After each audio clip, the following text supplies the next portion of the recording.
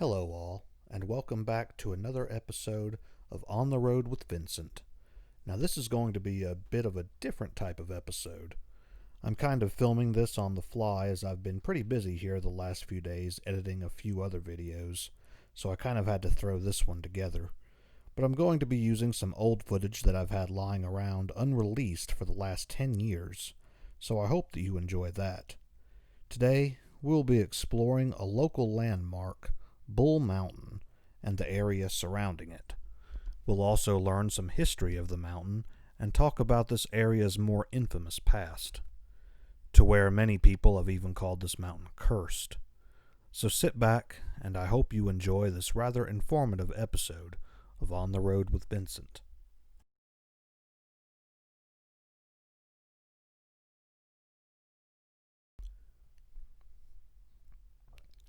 At just over 3,200 feet, Bull Mountain sits in the heart of Patrick County, Virginia, and takes up a good portion of land in the county. As you can see here, it's about 8 miles from its southwest to northeastern ends. Now, Bull Mountain has a significant role in my past, especially going back to about 10 years ago. In high school, I had quite a few friends that lived in this general area, but my personal history with the road begins in the late spring of 2010, when I went fishing with a friend of mine at the foot of Bull Mountain along Bull Mountain Road, which we'll get to here in a little bit. Now, I had never been down the road before then, and he was explaining to me that the portion of the road we were on was all fine, but once you got into the dirt portion, into the more wooded areas, is when the road became not so friendly, of course citing references to the film Deliverance as for the reasons of why not to go down that way. But when I asked for any actual stories or personal encounters, he proceeded to tell me of somebody he knew claiming to see a Sasquatch on the mountain. Now, at that time, I was obsessed with Bigfoot mythology, so that only piqued my interest in the area even more. So as the summer went on, I began exploring the area more on my own. Here in the Tudor Orchard area, I would go ride around here with an old friend of mine, back when the majority of the roads were still dirt in the area, especially late into the evening just to add to that special creepiness factor. And I never really had any off-putting experiences on my own, but one day I did get a little extra curious and took my old friend Claude with me for a ride around the mountain. I knew that there were cell towers on the peak of the mountain, known as Richwood Knob, for a few years at that point, and had seen on an old map that there was once a fire lookout tower on top as well, not to mention the other history that I'll get into later. But on one ride, we saw a completely insignificant-looking gate, and after some research, we discovered this was one of the only remaining roads to the top, possibly the only acceptable route left. So we made plans for our next adventure. Now let me express that we were two extremely stupid and reckless teenagers. We told no one where we were going, breaking the law trespassing, making a very long hike on a hot summer day, and very little water with us. Absolute Beavis and Butthead levels of stupidity. But what could you do? We figured we were invincible. So after parking our car very suspiciously a good mile away, we set off back to this gate. Now what you're about to see was taken that very summer of 2010, never seen by the public eye. We had just crossed over the gate for about 1.5 miles at this point. Look at that young, skinny man with such beautiful hair. We're going to whatever knob on top of Bull Mountain, and we've started on the illegal drive. So if we get caught, we're pretty screwed. Yeah, we finally found the road after like 2 miles of walking. We found out another road that's like 2 miles ahead of that road. Goes to the same road. Too many roads. Good shot of that. Check that out.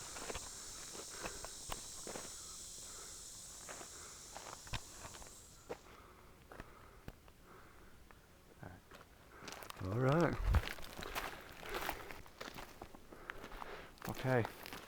We are about, I'd say probably about 1,000 feet to the top of the mountain. It is now 10:12. We began at 8:30. So, yeah, I'm walking a little over hour and a half.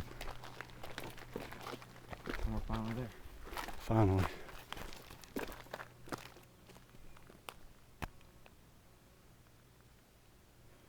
Maybe we'll get there.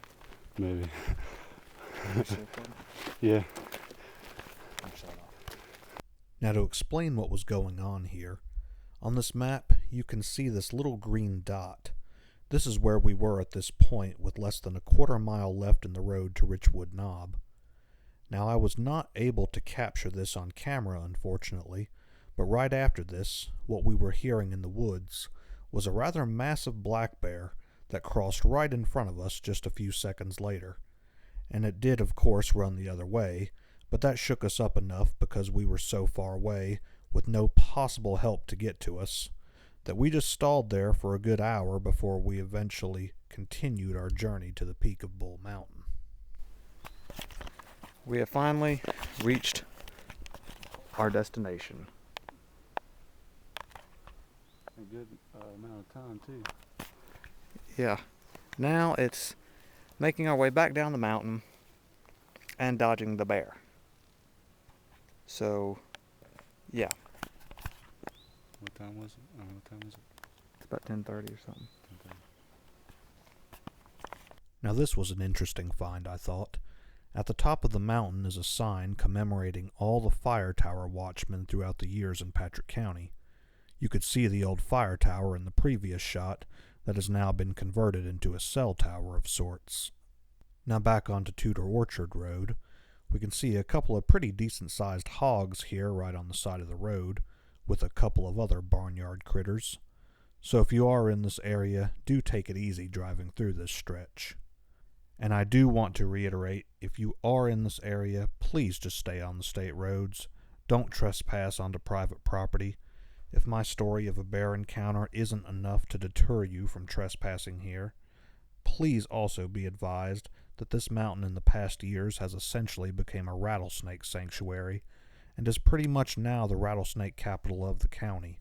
So please just stay in your cars and on the main roads and enjoy the scenery for its own beauty. Now we are turning on to the actual Bull Mountain Road. Now this road on older county maps was actually referred to as Foot of the Mountain Road, which I believe makes a little more sense, seeing as how the road never actually goes onto the mountain at all. It literally does just stay at the foot of it for the entire road, but it's still a beautiful road all the same. Now that being said, as beautiful as this road is, it does still have its notorious past. Again, some even calling it cursed. Our first major incident takes us back to 1944 on the evening of March 15th, when an Army bomber plane, a B-24 Liberator to be exact, crashed into the side of the mountain.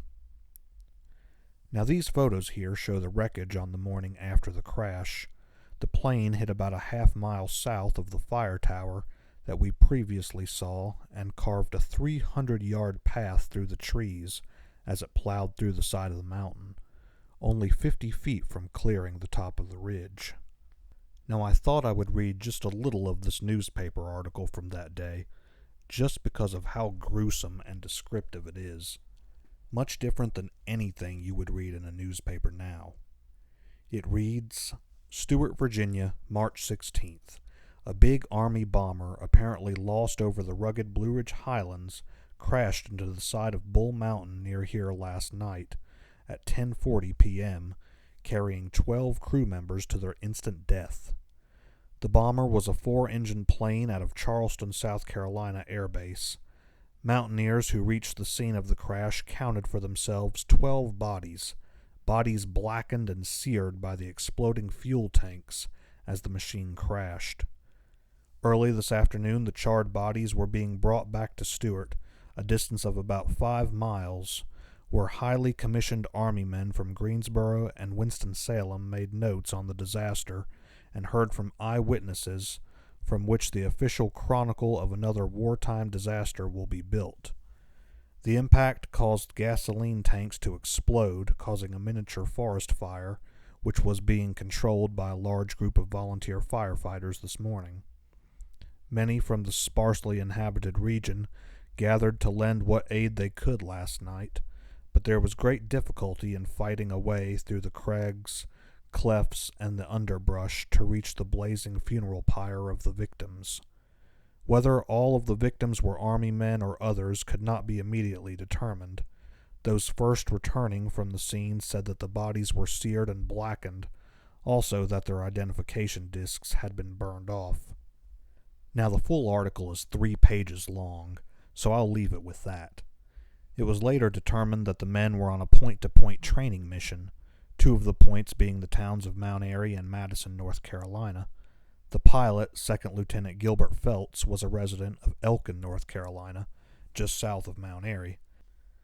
As the plane flew over his home, they shined the spotlight on his family below. That was one of their last contacts made with the outside world.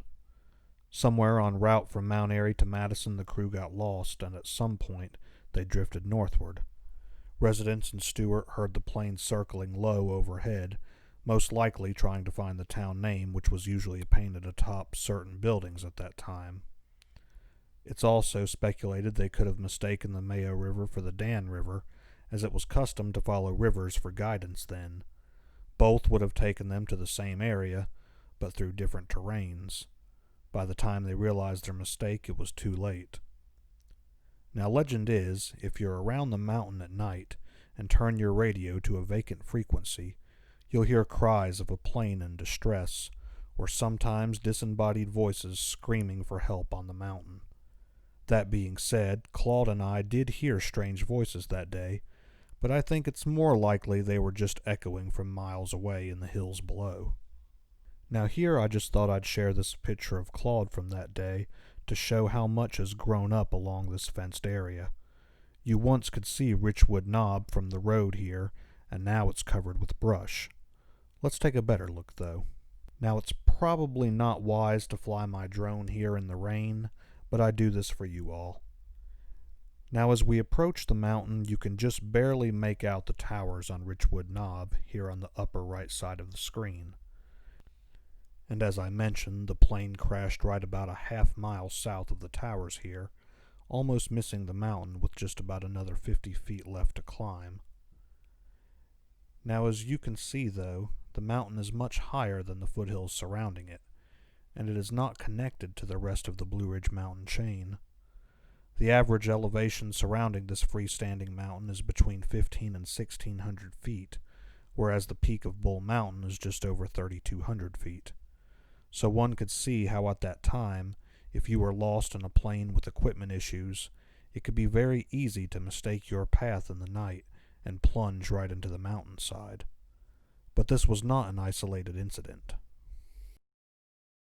Just over 60 years after that crash, many of you watching this might remember, especially any NASCAR fans out there, that on the afternoon of October 24th, 2004, a small passenger plane carrying members of the Hendrick Motorsports family crashed into Bull Mountain as well.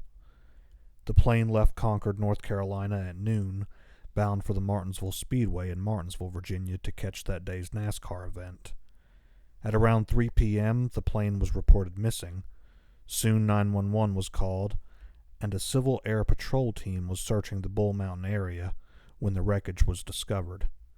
It was reported that the pilot missed his first landing attempt at Blue Ridge Airport in nearby Spencer, Virginia, and then veered off course before crashing. While pilot error is considered mostly to blame, I do remember that day rather vividly, and that it was a very foggy and rainy fall day. So once again, anyone unfamiliar with the area could easily miss the mountain in that much fog. All 8 passengers and 2 crew members aboard the plane lost their lives. The crash occurred just over a mile east of Richwood Knob, on one of the farthest eastern peaks of Bull Mountain. And while the wreckage and the bodies of all 10 souls aboard the plane were found along the top of the ridge line, a scar in the mountain was later found downhill, proving that the plane had crashed into the side of the mountain and the explosion blew the wreckage and the bodies upward. As we reach the end of Bull Mountain Road, we'll take a look back westward at that crash site. Now please excuse the horrendous quality of this picture. This was actually taken with my very first digital camera about 10 years ago. But as you can see this little red circle here, inside you might see a little white dot. This is actually a cross up on the side of the mountain where the Hendricks plane crash site was. Now it was very visible on this day, like I said, in the fall of 2010, but as I was there the other day filming, it wasn't really that visible anymore. I'm not sure if it's just grown up through there, or maybe because it's summertime now and the leaves on the trees are just thicker, or if it's fallen down since then. Maybe in the fall we can see it again. As you can see from the eye in the sky here, the cross is no more visible from the air as it is on the ground. Now one reason it might have been more visible then is that just a few years before that photo was taken, there was a pretty large forest fire that swept across the mountain. It destroyed a lot of virgin timber and caused mass property damage, forcing many residents of the mountain to evacuate. I remember vividly that a thick cloud of smoke just hovered over Patrick County for a couple days, and where Bull Mountain is visible from just about anywhere in the county, if you looked to that area at night, you would see a massive orange glow in the sky. Many of my friends who lived in the area said that all night long it was like constant twilight out. And the fire burned for quite a few days. They actually had to cancel school because they were housing the rescue workers in our high school cafeteria. Now apparently there have been numerous forest fires on the mountain throughout the years, but this is the last one that I remember, being in about 2006 or 7.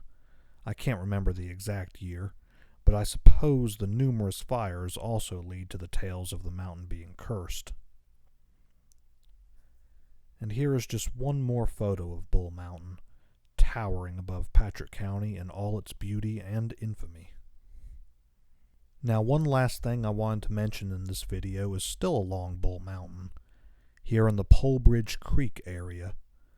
What many people do not know, and many locals are not even aware of, is that Patrick County was once home to a small gold mine here along Polebridge Creek.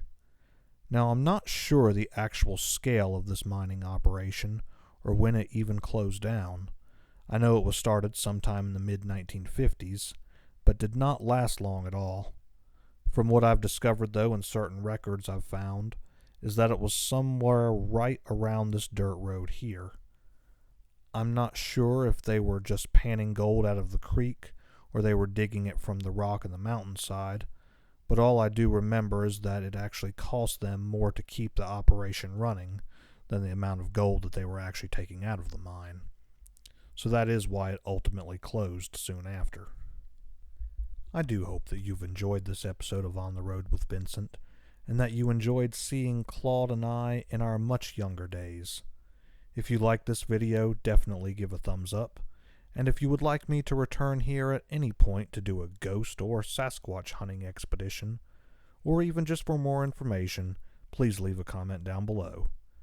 Also, if you've not yet subscribed, please be sure to do so that you never miss a new episode of On the Road with Vincent, Midnight Movie Reviews with Raven Shadow, or The Smoking Hour with Stephen Midnight.